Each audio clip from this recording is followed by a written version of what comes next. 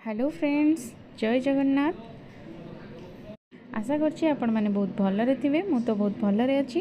आज बनौछि कुकुली माछ बेसर। कुकुली माछ बेसर बनने पे मु प्रथमे कुकुली माछ को धुआ धुई करी लूण हलदी गोलेकी थोई देइथिली। चलते एबे मसला प्रस्तुत करिया। मसला प्रस्तुत करिया पे मु एठी 4 ରୁ 5 कला रसुन नेइछि, 2टा बड़ सुखला लंका नेइछि, आउ हल सोरिष जीरा को नेइछि, और हलदी टिके पकेकी ताको बाटी देइछि।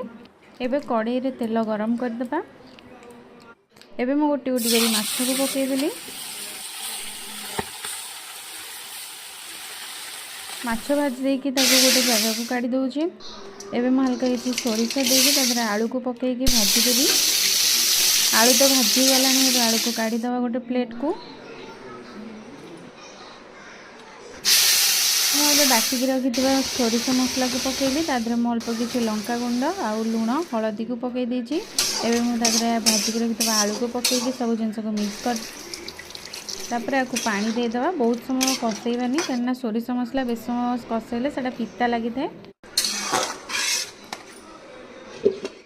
एबे आपको अल्प समय घोड़े दवा। एबे देखंतु हे गलानी। तो मु एबे मेथरे माछ को पके दूची। आलू तो सिझी गलानी, माछ भी हे गलानी। तो मु एबे एथरे टमाटो और धनिया पत्र को चकड़ी की दे दूची।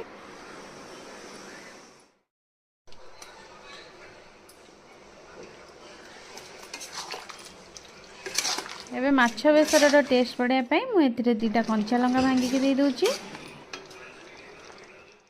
एबे प्रस्तुत हो गला हमर कोकोली माछ बेसर तरकारी रेडी।